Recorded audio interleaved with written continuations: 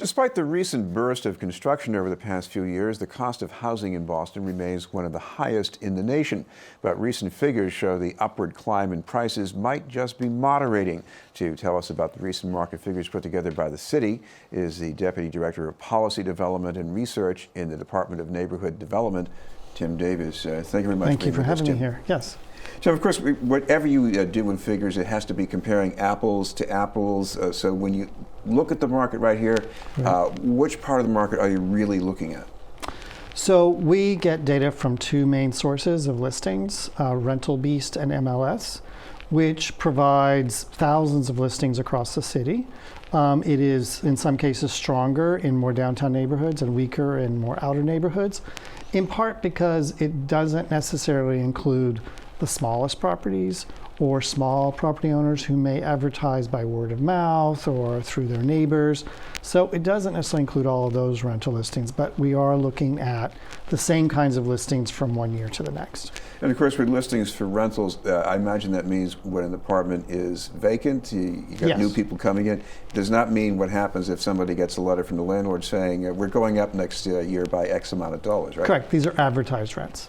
Right. So what about the general curve for the city? What do you see starting with rentals? What's going on out there in the big picture? So we're very pleased that from 2018 to 2019, rents seem to have appeared to have increased only 1.3% from year to year. That is lower than we have seen in recent years, and we think is a good movement towards stabilizing the rental market. Now, I also imagine with big pictures that sometimes average means things at the top come down, but things at the bottom still might be going up. But if you look neighborhood by neighborhood, what do you see? Actually, we're pretty pleased with the results across the city. There's not as much variation as we see sometimes. There are increases, higher increases in Mattapan, the South End, and West Roxbury. Now, of course, in Mattapan and West Roxbury, we have fewer listings. So just because we have a smaller number of listings, it could vary more from year to year.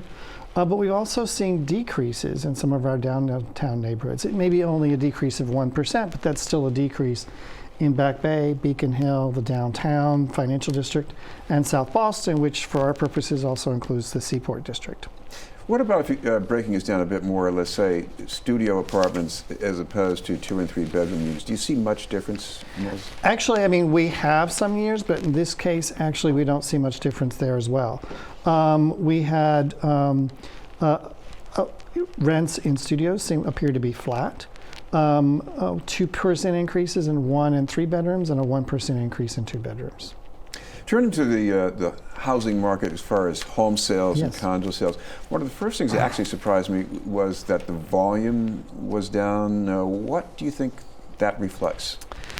Generally, when the volume is down when you have a healthy economy is actually because the prices are so high.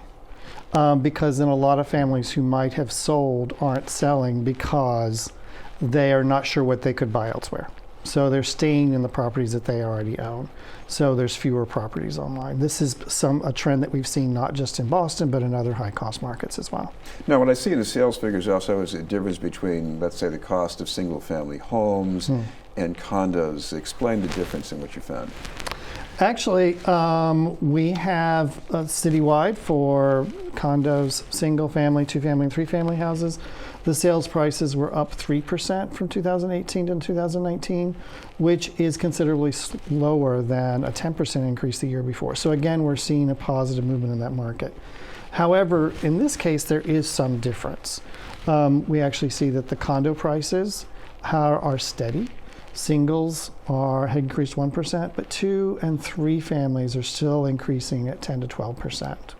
So, and of course, this is also a big difference in the neighborhoods because places like Dorchester, Mattapan, Roxbury, you're more likely to have 3-deckers there, maybe East Boston too, right? True. And that can show up in our data in different ways. For example, we saw that in Dorchester prices were up a little bit in each category, but the overall neighborhood median price declined because you actually had more condo sales than 3-family sales, which are more expensive. So that was one place where the numbers seem to not make sense, but they do because we have a change in the kinds of properties that are being sold. In terms of There actually, again, there is neighborhood by neighborhood. There's not as much difference as we have seen some years. However, condo prices in East Boston are up 14%. That may be due to more new product coming onto the market, which might be higher priced than what has been existing stock. And in Allston, Brighton, they're down 6%, which could be because you may have had more new sales the previous years, and this year we have fewer because the new construction market kind of comes in waves, and you have one new building or two new buildings can change what you see in a neighborhood for that particular year. I have seen some listings with photos for units in East Boston going for something like anywhere between $500,000 to $1 million. I know some of that's waterfront housing, yes, but on the other hand, there's housing in other locations, and it makes me wonder, is this only because it's new, or does this ripple out in some way to the Three Deckers a block away? Well, we are also, I don't have the data here, but we also do look at condo conversions, and East Boston is one of the areas where we're seeing a number of conversions of three families to condominiums. So that's where you might see a knockoff effect in the three families as well. This is Being News, and we're talking with Tim Davis from the city's Department of Neighborhood Development. Tim, another thing that makes me think about with averages here is how they might reflect affordable units as well, especially in the rental figures. Could all these new affordable units the city has created to be feeding into that? No, the income restricted units are kept out of the data. And in the rental market, certainly those are not advertised through MLS and Rental Beast anyway. So that's a big piece of the market that we haven't talked about so far in this segment. What has the city been doing so far with affordable units, if you look back to 2014 at least? The city has, through our Housing 2030 plan, we have a goal of building around 16,000 additional income restricted units before 2030. We are meeting those goals, and that would mean that we would have over 70,000 income restricted units in the city in 2030. We currently have about 20% of our housing stock is income restricted. And in 2019, 24% of the units that were permitted were income restricted. So we are making good headway in moving towards, creating more affordable housing to meet the needs of the residents, both for low income, moderate income, and also middle income households. We're also doing a lot to preserve existing housing, whether it is funding and refinancing for existing affordable properties, but also we have a goal to rebuild thousands of the Boston Housing Authority's public housing units in projects such as Bunker Hill, Old Colony, Mary Ellen McCormick, and other large projects. And of course, also in the works are attempts to get more revenue to help provide more affordable units. Talk a little bit about that, especially things that are going up to the State House. Yes, we have a number of things at the State House right now. Some of them are around tenant protections and tenant rights. We have a bill to provide for tenant right to counsel in evictions, tenant right to purchase, which is a project much like that exists in Washington, D.C., where tenants have, if a building is coming up for sale, tenants have ability to purchase the building or give the property to a nonprofit to purchase the building and rehab, and rent protections for elders. But in terms of resources, there's two things that we have at the State House that are important. One is that we have some enabling legislation around the inclusionary development policy and the linkage program, which are commercial fees for housing, to make sure that we can put the inclusionary development policy into zoning and strengthen the linkage program. But the one that is getting the most attention right now, and I think is very, very important to us, is a transfer fee. This would be a fee on all real estate transactions over $2 million at 2%. And that could yield, in a very short period of time, in just a few years, hundreds of millions of dollars for affordable housing. Another potential source of relief might be the enforcement of the regulations around short-term rentals, because in investor-owned properties, they're not supposed to be allowed now. Could that help that much?